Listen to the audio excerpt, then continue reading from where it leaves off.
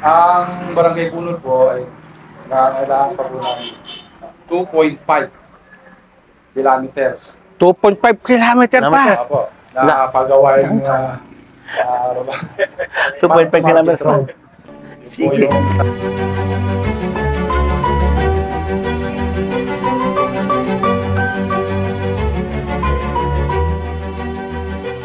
Setyembre 13, nandito po tayo sa Barangay Bunol, Sentro, Purok 3 po.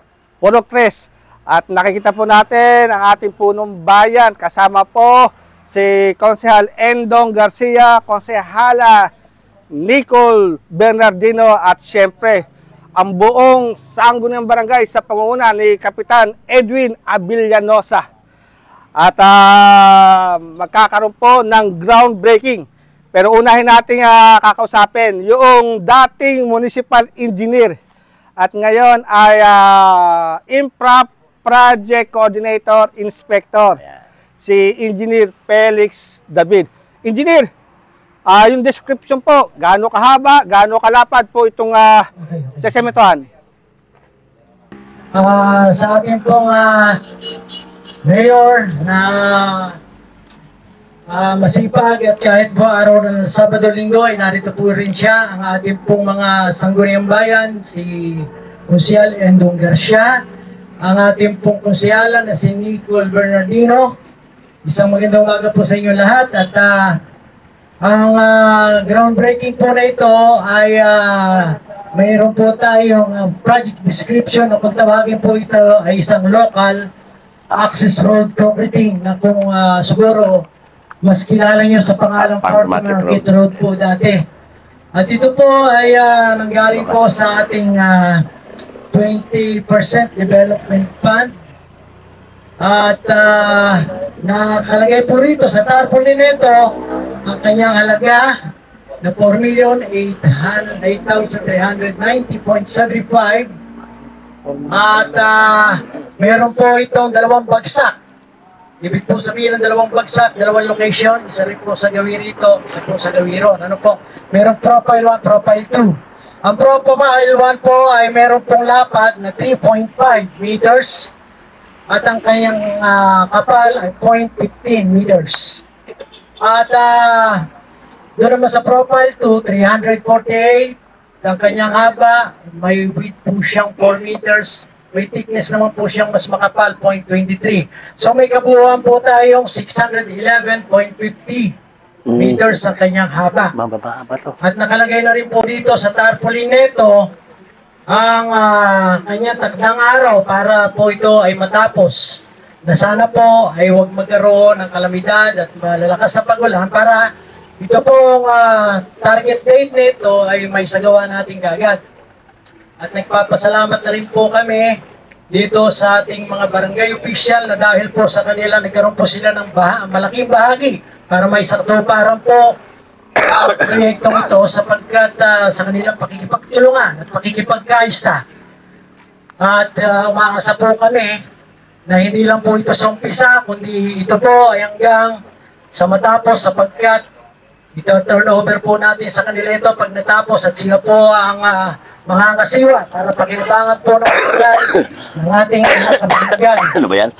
At narito rin po ang ating engineering, ang Beyonce Builders, at inyong kabalikod, na kung ano man po, meron kayong katanungan, at handa po kami para sagutin kung sabot po ng aming makakaya. At umaasa rin po kami na panatilihin po natin ang pagkakaisa. At umaasa po kami na ang mamamayang nagkakaisa ay kaunlaran ng bayang Gimba. Isa pong magandang umaga pong muli sa inyo lahat. Ayan, at kakusapin naman natin si Punong Barangay Edwin Avillanosa. Hinggil po dito sa mga kalsada sa Barangay Bunol. Kap, marami pa bang mga pagawaing kalsada dito po sa inyong barangay? Magandang umaga po sa ating lahat, lalong-lalo na po sa ating mayor, masipag na mayor, Doc Dito Galapon, kay Konsehal Endong Garcia, kay Konsehal Nicole Bernardino, sa lahat po ng mga nakikita, sa mga kasamahan ko. Ang barangay Bunod po ay nangailangan pa po ng 2.5 kilometers. 2.5 kilometer pa. Opo, nakapagawain 2.5 kilometers pa. Sige. Sige. Yung talagang kailangan para sa atin. Oo. Kahit ganun pa po, kami po yung nagpapasalamat ng lubos at lubos kayo. At lubos yung tinutulungan ng isang proyekto na lubang makakatulong at ikaginhawa ng aming mga kabarangay bilang access po ng Market Road na may haba na 611 meters. Mayor, maraming salamat po. Sana po, yung mga natitira pa na paggawain, mabigyan pa po natin ng karagdagan. Opo. Dahil wala naman po kami ibang asahan sa ngayon, kundi po kayo. Maraming salamat po sa buong Sangguniang Bayan at sa lalong-lalo na po sa ating mayor. Ayan. Kapitan, ibig sabihin, kung 2.5, kinakailangan taon-taon may kalahating kilometrong ipagagawa si Mayor dito sa Barangay Bunol. Tama po ba? Opo. Sa 2028, matatapos yung 2.5? Hindi. Medyo po, pero kung dadagdagan po ni Mayor, makatapos po siguro yan. O beyond 2028, kailangan natin si Mayor. Opo. Ayan. Sige po. Ayan. Salamat po. At tatanong naman po natin kay Konsehala Nicole Bernardino. Ayan. Konsehala, ano po ang masasabi ninyo sa mga pagawaing local access road ng ating mayor? Thank you po, Tito Pablo. Pagbati po muna sa ating butihing Mayor Jesolito Galapon, kay Consel Endon Garcia po, sa ating po mga barangay officials, sa engineer po, magandang umaga po sa ating lahat. Ang aking po masasabi, napakaganda po ng mga ganitong proyekto na ating mayor dahil alam naman po natin na makakatulong po ito sa pang-araw-araw na pamumuhay po ng mga kababayan po natin. Hindi lamang po sa mga nagtatrabaho, pati po sa mga estudyante. Dahil kahit ako po, nung elementary high school po ako, dahil nasa ko na rin po bumiyahe, papasok at pauwi, na putikan po talaga yung kalsada. Kaya masasabi ko po, napakalaking tulong po nito. At sana po magtuloy-tuloy po yung ganitong serbisyo para sa bayan po natin. Ayan. Maraming salamat, Konsehala. At yan, kay Konsehal Endong Garcia naman. Konsehal, yung po mga pagawaing infra ng ating mayor, ano po ang po pwedeng maisuggest para sa magandang mga programa pa ng ating mayor? Magandang umaga po sa ating lahat. Kay Ka Diego. Siyempre sa ating ginagala at pinagpipitagan ng punong bayan. Dok Rito Galapon. Sa aking kasamahan, kay Konsehala Nicole Bernardino. Sa ating pinagpipitagan at ginagalang na punong barangay, kay Kapitan Avillanosa sa kanyang mga kagawad. Lahat po ng mga narito ngayon, mga tanod. At siyempre sa ating engineer, kay Engineer David. Alam po ninyo, Ka Diego, sa totoo lang, ako po matagal na naging punong barangay. At lahat ng punong barangay sa bayan ng Gimba naghahangad na sana ang lahat ng mga daanan, ang lahat ng karsada sa nasasakupan ng kanilang mga barangay, makumpleto na. Nga lang, meron po kasi kung nakikita problema ng malagdang panahon. Ano ko pa nga po sinasabi, na kung maaari sana kapag pinagawa na yung isang karsada, lalo na kung konkreto na, kinakailangan gawin na ng matibay. Kasi kung gagawin nila ngayon, at sa susunod taon sila na naman, hindi po mag-aabot yung ating mga pagawain. Bakit? Kasi yung sinimulan, hindi pa nag-aabot sa dulo, umpisa na naman gawin, kasi sila na naman.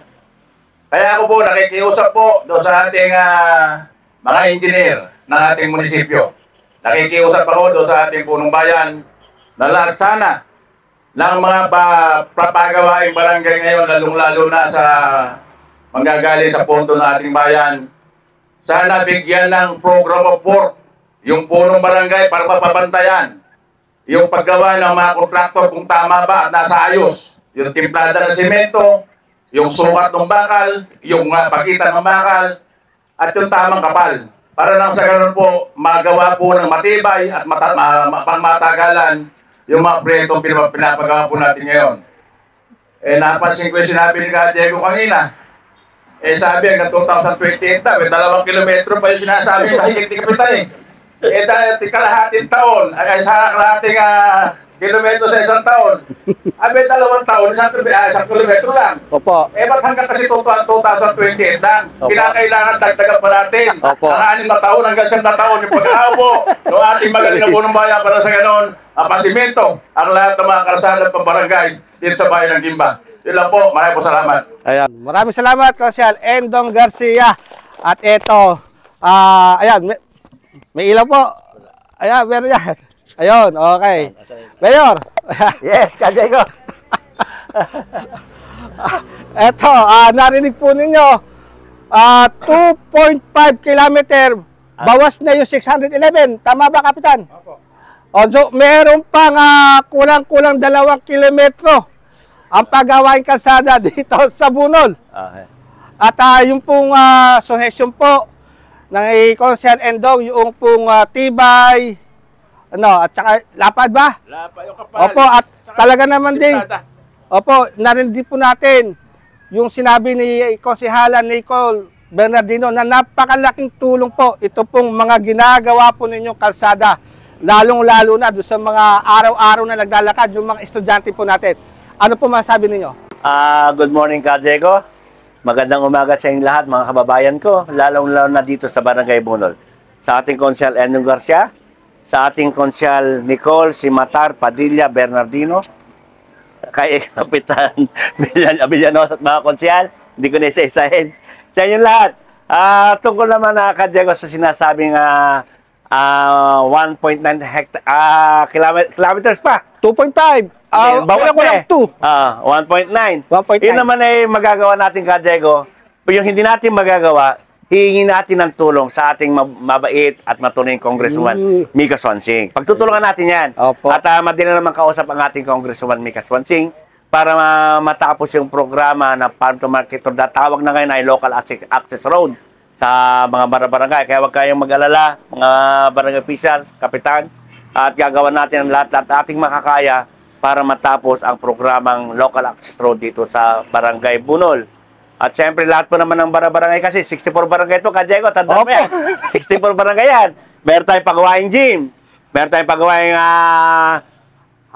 health center, meron tayong local access road, meron tayong mga pagawaing daycare center, at marami pang iba. So, yung ating 20% development fund ay medyo kinakapos sa loob ng 1 taon. So, taon-taon magpo-programa tayo, bibigyan natin ng bawat barangay. Pagtapos itong barangay, ibang barangay naman. Kasi 64 barangay, Ka Diego. Opo, opo. Hindi naman natin kayang minsanan na paggawin ang mga local access road sa lahat ng barangay sa ating bayan. Opo. Ayan. Sa bagay, ito po ay pang-siyam na po sa mga groundbreaking natin simula nung kayo po'y naupo bilang elected mayor. Opo, so... 10 na, Ka Diego. 10 na ba? Yung sa Banitan, nag-usap-usap sa kami, hindi na rin budget lahat. Itutuloy na natin, pero babalikan natin. Ganun po ba? So, lumalabas po kung 10 na, bali, 17 na lamang. 17 na lang. Kakayanin po ba na maisagawa po yan hanggang sa katapusan po ng taon? Makakayan, Ka Diego, kasi ang ating contractor ngayon, hindi lang naman 2 na. 5 na sila. Na magtulong-tulong para magawa ang lahat ng project ng 20% development fund ng ating bayan. Kasi pag 2 lang sila, hindi na magagawa. Kaya 5 na ang ating contractor. Saka, siyempre, Ka Diego, kasi alam mo na, na-approval lang nung ating budget ng 20% development fund nung July, nung panahon ng bagong administrasyon. Kaya, July lang kasi na-approval, kaya ngayon palang ginagawa. Pero kung na-approval sana noong December, patapos na sana lahat. Pero at least, napagbigyan ng ating kahilingan na ma-approval ng 20% development fund sa pamumuno ng ating Vice Mayor Carlo Dizon at mga konsehales ng bayan, talaga namang inapproval na nila para magkaroon ng project sa lahat ng barangay. Mensahe pa po ninyo sa ating mga kababayan. Magandang umaga muli, mga kababayan ko. Itong ating mga proyekto bantayan po natin, tignan natin kung tama ang ginagawa ng ating mga kontraktor. Kagaya sabi ng Consel Endong Garcia, sabi ng Consel Nicol Bernardino, na sana itong ginagawang farm to market road natin, andyan naman ang mga barangay officials na maging mapagbatsyag. Tignan nila kung tama ang mga ginagawa at mga mixture ng semento at buhangin. Anyway, Ka Diego, meron naman tayong mga investigator. Meron tayong municipal investigator na titignan yung ating mga farm to market road. At magtatalaga na tayo ngayon ng barangay project coordinator. Ayun. Magtatalaga tayo ng siguro mga 8-10 mga barangay project coordinator. Hindi lang ang project ng munisipyo ang babantayan ng mga ito, kundi pati project ng bawat barangay. Yung project ng kapitan sa mga barangay, pag nagpapirma sa akin ng project, pupuntahan din, inspekin ng itatalaga nating barangay project coordinator, Ka Diego. Ang ganda po. At syempre, Ka Diego, at may pupunta pa tayo sa San Miguel. Magandang umaga pa sa inyong lahat. At laging tandaan, mahal na mahal kayo ni Mayor Doc Lito Galafon.